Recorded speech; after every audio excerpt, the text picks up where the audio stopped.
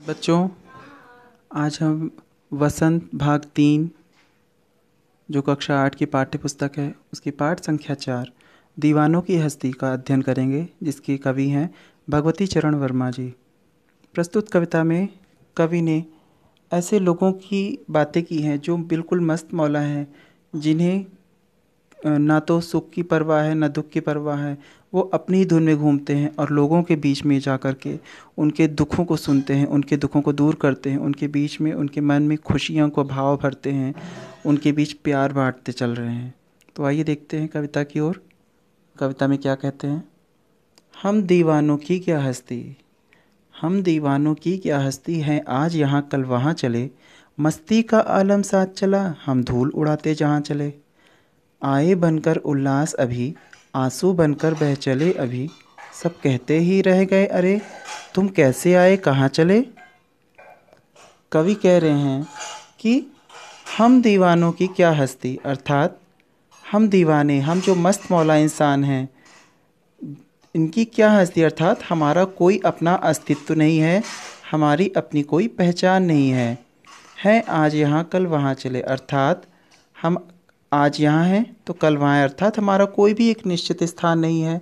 हम सदैव चलते रहते हैं, निरंतर चलते रहते हैं, हम कभी भी एक जगह पर टिक कर नहीं बैठते हैं, अर्थात हम ऐसे लोग हैं जो जीवन में कभी भी रुकते नहीं हैं। जीवन में अनेकों समस्याएं आती हैं, लेकिन उन समस्याओं को लेकर के हम रुकते नहीं, बल्कि निरंतर आगे बढ़ते चले जाते हैं, अर्थात स्थिरता हमारा गुण नहीं है। मस्ती का आलम साथ चला, हम धूल उड़ाते जहाँ चले, और हम जहाँ भी जाते हैं वहाँ पर हमारे साथ क्या, एक खुशियों का माहौल, एक मस्ती का माहौल हमारे साथ रहता है।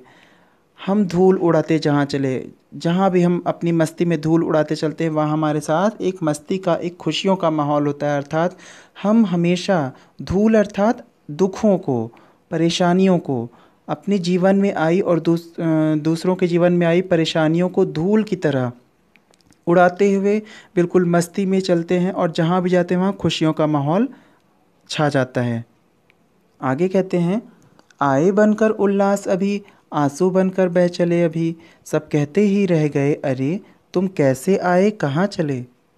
कवि कह रहे हैं कि जहाँ भी हम जाते हैं वहाँ पर हम क्या, उल्लास अर्थात खुशियों भरा माहौल ले जाते हैं, और जब हम वहाँ से आने लगते हैं तो वहाँ पर कैसा माहौल हो जाता है, आंसुओं का माहौल, अर्थात जब ये दीवाने जो दीन दुनिया से बेखबर बिल्कुल अपनी ही मस्ती में जाकर के लोगों के बीच खुशियाँ बांटते हैं, ये जब लोगों के बीच में जाते हैं तो वहाँ जाते ही लोगों के बीच ये खुशियाँ फैलाते हैं, जिससे लोग इनसे मिलते ही बहुत ही खुशी से भर जाते हैं। और जब ये वहाँ से वापस आने लगते हैं तो उन लोगों के जीवन में एक दुख सा छा जाता है, वे सभी दुखी हो जाते हैं और सब बस यही पूछते हैं कि सब कहते ही रह गए अरे, तुम कैसे आए कहाँ चले, अभी अभी तो आप आए थे और अभी आप तुरंत कहाँ चल दिए, अभी तो बिल्कुल हमें पता ही नहीं चला कि कितनी जल्दी ये समय बीत गया। अर्थात उनके साथ जो खुशियों वाला बिताया पल था वो लोगों को पता ही नहीं चल पाता है। इतना ज़्यादा लोग खुशी से उनके साथ रहते हैं कि उन्हें पता ही नहीं चलता कि समय कब बीत जाता है। और इस तरह से लोग उनसे पूछते हैं कि अभी अभी तो आप आए थे, अभी आप कहाँ चल दिए तुरंत ही। तब वो क्या कहते हैं, किस ओर चले यह मत पूछो, चलना है बस इसलिए चले, जग से उसका कुछ लिए चले, जग को अपना कुछ दिए चले। हम किस ओर चले हैं, क्यों चले हैं, ये हमसे मत पूछो, क्योंकि चलना ही हमारा काम है। हमको जिधर भी लोग दिख जाते हैं हम उसी तरफ, जिधर भी लोगों का दुख दिखता है हम उसी तरफ चल देते हैं उनका दुख दूर करने के लिए। इसलिए चलना ही हमारा काम है, निरंतरता हमारा काम है। और हमसे ये मत पूछें कि हम किस तरफ चलें, क्योंकि जिधर भी हमें लोगों की परेशानियां दिखती हैं हम उसी ओर चल देते हैं। जग से उसका कुछ लिए चले, और जहाँ भी हम जाते हैं वहाँ पे क्या, जग से यानी संसार से उसका कुछ ले लेते हैं और संसार को कुछ दे भी देते हैं। क्या ले लेते हैं और क्या दे देते हैं।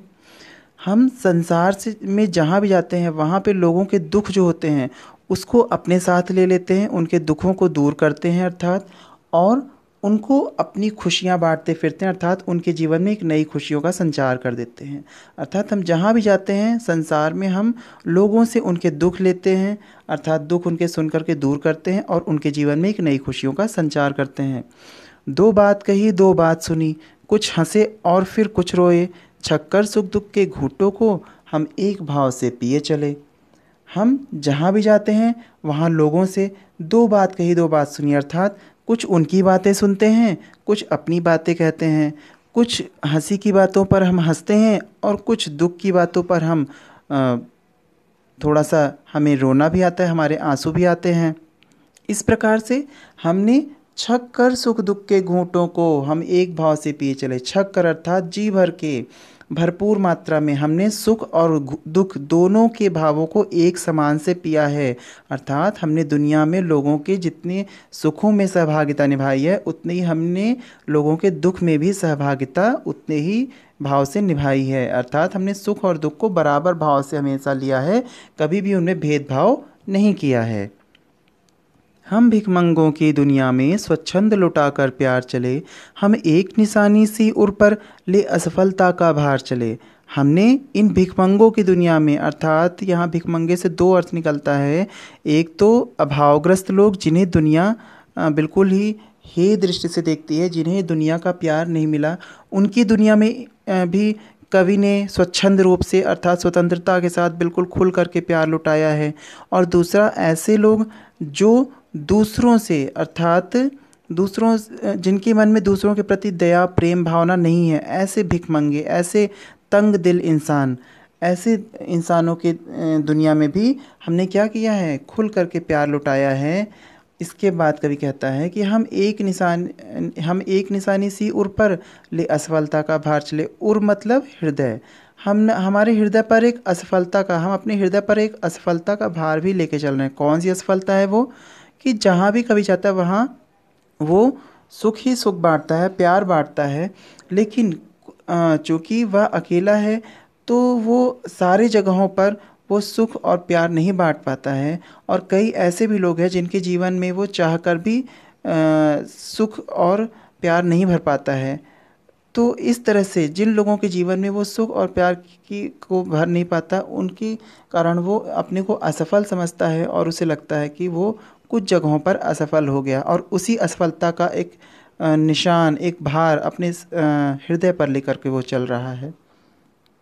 आगे कह रहे हैं, अब अपना और पराया क्या, आबाद रहें रुकने वाले, हम स्वयं बंधे थे और स्वयं हम अपने बंधन तोड़ चले। अर्थात अब हमारे लिए अपना और पराया क्या, अब हमारे लिए सारा संसार ही हमारा अपना है, हमारे लिए अब कोई भी अपना या पराया नहीं है। आबाद रहें रुकने वाले, और ये जो रुकने वाले लोग हैं, जो एक जगह रुक जाते हैं, जिन्हें कि जीवन में कोई भी समस्या आती है और वो उस समस्या को लेकर के एक जगह स्थिर हो जाते हैं, वो निरंतर आगे नहीं बढ़ रहे हैं, ऐसे रुकने वाले लोग भी आबाद रहें, खुश रहें, हम यही चाहते हैं। और हम स्वयं बंधे थे और स्वयं हम अपने बंधन तोड़ चले। अभी तक हम खुद बंधे हुए थे बंधनों में इस तरह के, लेकिन सुख और दुख जैसे बंधनों में हम स्वयं बंधे हुए थे, लेकिन अब क्या है, हम स्वयं अपने बंधन तोड़ के अब चल दिए हैं बिल्कुल मस्त मौला इंसान की तरह। हमें अब सुख और दुख से कोई मतलब नहीं है। हमें जितना महत्व हम अपने जीवन में सुख को देते हैं, उतना ही महत्व दुख को भी देते हैं। अर्थात सभी को समरूप भाव से देखते हैं, हम सुख और दुख को समरूप भाव से, समान भाव से देखते हैं। तो आगे कवि कह रहे हैं, आगे हम कविता का सार देखते हैं। इस कविता में कवि का कहना है कि दीवाने या मस्त मौला लोग कभी किसी बंधन में रहना पसंद नहीं करते। वे किसी एक स्थान पर नहीं टिकते, वे यहाँ वहाँ आते जाते हुए लोगों के बीच सुख बांटते हैं और उनका दुख लेते चलते हैं।